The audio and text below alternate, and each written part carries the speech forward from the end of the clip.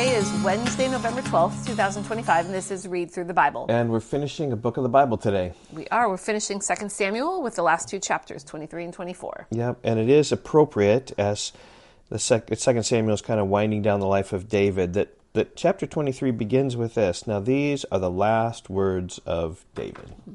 Sort of finishing up his life, and then we're going to hear about who his mighty men are. He's going to list them. He's going to list some of the deeds that they did.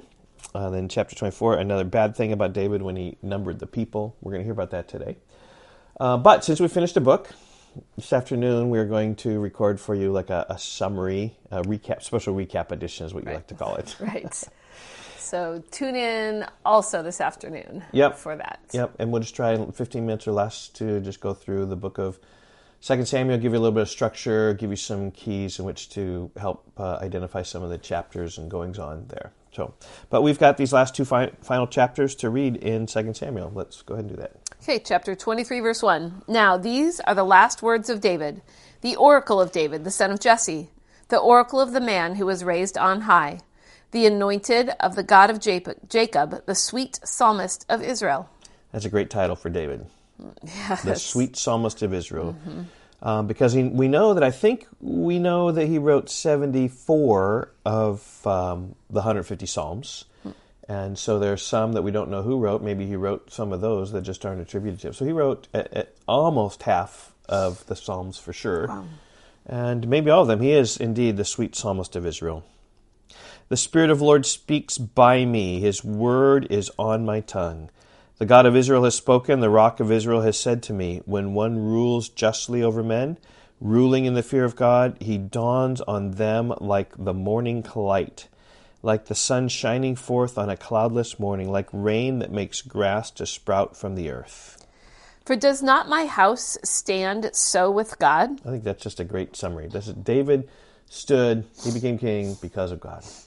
Does not my house stand so with God? For he has made with me an everlasting covenant, ordered in all things and secure. For will he not cause to prosper all my help and my desire? So that's referring to 2 Samuel 7 and the promise that God made to David there. And then verse 6, but worthless men are all like thorns that are thrown away, for they cannot be taken with the hand.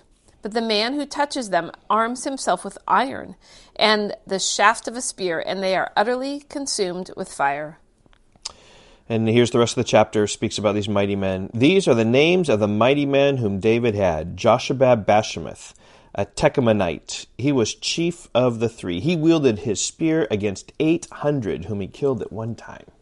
And next to him, among the three mighty men, was Eleazar the son of Dodo, son of Ahohai. He was with David when they defied the Philistines who were gathered there for battle, and the men of Israel withdrew. He rose and struck down the Philistines until his hand was weary, and his hand clung to the sword. And the Lord brought about a great victory that day, and the men returned after him, only to strip the slain. And next to him was Shammah, the son of Agi the Haberite. The Philistines gathered together at Lehi, where there was a plot of ground full of lentils. And the men fled from the Philistines, but he took his stand in the midst of the plot and defended it and struck down the Philistines, and the Lord worked a great victory.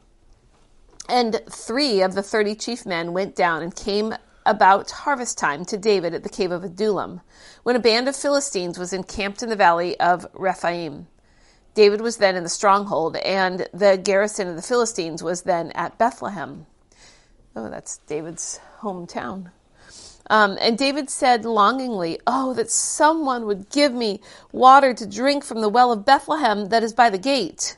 Since it was his hometown, he knew very well where to get the good water. Verse 16, then the 3 mighty men broke through the camp of the Philistines and drew water out of the well of Bethlehem that was by the gate and carried and brought it to David. But he would not drink of it. He poured it out to the Lord and said, far be it from me, O Lord, that I should do this. Shall I drink the blood of the men who went at the risk of their lives? Therefore he would not drink it. These things the 3 mighty men did. And the 3 mighty men are Josheb-Basshebeth, Eleazar, and Shammah. It almost seems like an insult to what David did here. It really does. I don't quite understand that, but these I men don't were so either. mighty that they were willing to do anything for David. I Right. think it's just And a story that that's the shows, point of the story, is to show how mighty they are. shows how loyal they were to David. Yeah. Now Abishai, the brother of Joab, the son of Zeruiah, was chief of the 30. So he had 3 mighty men and these guys, and so I put boxes around these names, how I could pick them out so quick. And then he had 30 mighty men. So in the end, he's got like 33 mighty men is what we have here. He wielded his spear against 300 men and killed them and won a name beside the 3. He was the most renowned of the 30 and became the commander, but he did not attain to the 3. Verse 20. And Benaiah, the son of Jehoiada, was a valiant man of Kabzeel, a doer of great deeds. He struck down 2 Ariels of Moab. He also went down and struck down a lion in a pit on a day when snow had fallen. Okay, we need to tell a story here. Okay. Right, our daughter Stephanie married into a family of lots of kids, and one of the young boys, his name is Benaiah. Mm-hmm. And I remember asking, what's about Benaiah? Who's Benaiah? And he full-fledged knew. This little boy was 5 years old, maybe 4 years old. Yeah, 5, 6. Something like that. And Benaiah knew that, well, my name is named after a Benaiah who struck down a lion on the day when it had snowed. And he was born on a snowy day, so. And that's why he was named Benaiah. That's right. But it's so cute to have this little boy know his To name know in about context. this Benaiah. Yes. Right. So verse 21, and he struck down an Egyptian, a handsome man. The Egyptian had a spear in his hand, but Benaiah went down to him with a staff and snatched the spear out of the Egyptian's hand and killed him with his own spear. These things did Benaiah, the son of Jehoiada, and won a name beside the 3 mighty men. He was renowned among the 30, but he did not attain to the 3, and David set him over his bodyguard. Asahel, the brother of Joab, was one of the 30.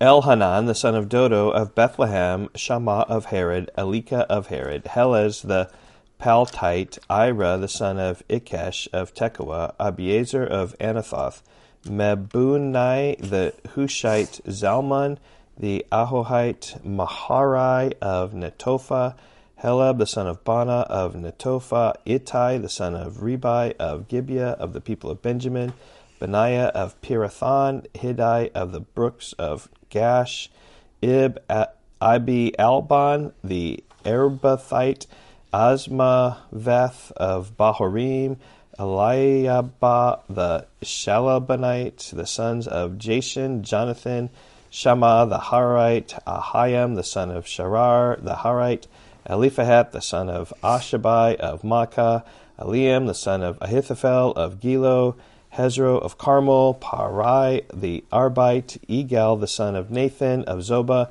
Bani the Gadite, Zelek the Ammonite, Nahari of Beroth, the armor-bearer of Joab the son of Zeruiah, Ira the Ithrite, Gareb the Ithrite, Uriah the Hittite, 37 in all. So you might be curious here about how is it that we have 37? I thought we had 3 to begin with, and then we had the 30. 37 men are listed, and so it might be a little bit like a football team, where you have 11 guys on the football team, but you got some subs, and some are in and out, and some played on the team at sometimes, and some didn't. Because we see even Uriah the Hittite, I mean, he was killed on the battlefield under David, and so he wasn't there like the entire time. So, or 30 might be just an approximate number, but that's what the 37 is about. Okay, so chapter 23, a summary, it's David's last words. And his mighty men. And then his mighty men. Yep. So those are like the 2 things that happen in this chapter. Okay, chapter 24. Again, the anger of the Lord was kindled against Israel, and he incited David against them, saying, "Go number Israel and Judah." So the king said to Joab, the commander of the army who was with him, "Go through all the tribes of Israel, from Dan to Beersheba, and number the people, that I may know the number of the people." But Joab said to the king, "May the Lord your God add to the people 100 times as many as they are. But why does my lord the king delight in this thing?" But the king's word prevailed against Joab and the commanders of the army. So Joab and the commanders of the army went out from the presence of the king to number the people of Israel.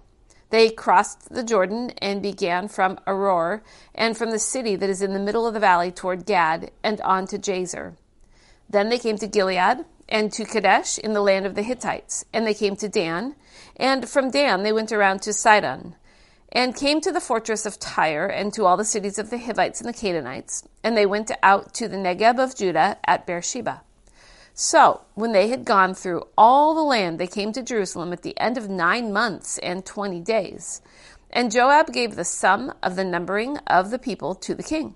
In Israel there were 800,000 valiant men who drew the sword, and the men of Judah were 500,000. And so the whole key to this is verse 3, when Joab says, "Why does my lord the king delight in this thing?" Just, you have enough people. You don't need to know the number of that. So for some reason this was not good. Well, I think another key is verse 1 is kind of even the backdrop to that, because it says, "Again the anger of the Lord was kindled against Israel, and he incited David against them, saying, 'Go number Israel and Judah.'"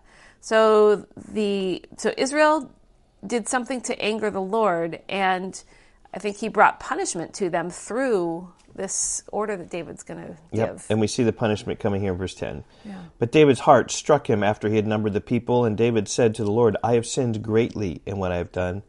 But now, O Lord, please take away the iniquity of your servant, for I have done very foolishly." And when David arose in the morning, the word of the Lord came to the prophet Gad, David's seer, saying, "Go and say to David, 'Thus says the Lord, 3 things I offer you. Choose one of them, that I may do it to you.' So Gad came to David and told him, and said to him, 'Shall 3 years of famine come to you in your land? Or will you flee 3 months before your foes, while they pursue you? Or shall there be 3 days of pestilence in your land? Now consider and decide what answer I shall return to him who sent me.' Then David said to Gad, 'I am in great distress. Let us fall into the hand of the Lord, for his mercy is great, and let me not fall into the hand of men.'" So he had 3 different options. One was 3 years of punishment, 3 years of famine, 3 years also of people, or 3 days of pestilence. He said 3 days of pestilence, because I want to fall in the Lord's hands. Okay, verse 15. "So the Lord sent a pestilence on Israel from the morning until the appointed time, and there died of the people from Dan to Beersheba 70,000 men. And when the angel stretched out his hand toward Jerusalem to destroy it, the Lord relented from the calamity and said to the angel who was working destruction among the people, 'It is enough, now stay your hand.'" And that's exactly what David was anticipating, that the hand of the Lord will be merciful. He'll pull it back when it's too many. 70,000 is a lot of people for yes, it is. This numbering of the people. And so the angel of the Lord was by the threshing floor of Araunah the Jebusite. Then David spoke to the Lord when he saw the angel who was striking the people. So he saw the angel. That's interesting. And he said, "Behold, I have sinned, and I have done wickedly. But these sheep, what have they done? Please let your hand be against me and against my father's house." And Gad came that day to David and said to him, "Go up, raise an altar to the Lord on the threshing floor of Araunah the Jebusite." So David went up at Gad's word, as the Lord had commanded. And when Araunah looked down, he saw the king and his servants coming toward him. And Araunah went out and paid homage to the king with his face to the ground. And Araunah said, "Why has my lord the king come to his servant?" David said, "To buy the threshing floor from you, in order to build an altar to the Lord, that the plague may be averted from the people." Then Araunah said to David, "Let my lord the king take and offer up what seems good to him. Here are the oxen for the burnt offering, and the threshing sledges, and the yokes of the oxen for the wood. All this, O king, Araunah gives to the king." And Araunah said to the king, "May the Lord your God accept you." But the king said to Araunah, "No, but I will buy it from you for a price. I will not offer burnt offerings to the Lord my God that cost me nothing." So David bought the threshing floor and the oxen for 50 shekels of silver, and David built there an altar to the Lord and offered burnt offerings and peace offerings. So the Lord responded to the plea for the land, and the plague was averted from Israel. Okay, so this place, this threshing floor that he purchased, is actually right where the Temple Mount is in Jerusalem today. This became the very mount where Solomon then would build the temple. It's right where they put the altar. There's also Mount Moriah, where Abraham was going to sacrifice Isaac, and it was stopped there. This is a super important place, and probably the most expensive piece of property in all the world, this disputed Temple Mount area. Okay, thus ends the book of 2 Samuel, and you can look this afternoon for a special recap edition. Goodbye. Okay, bye-bye.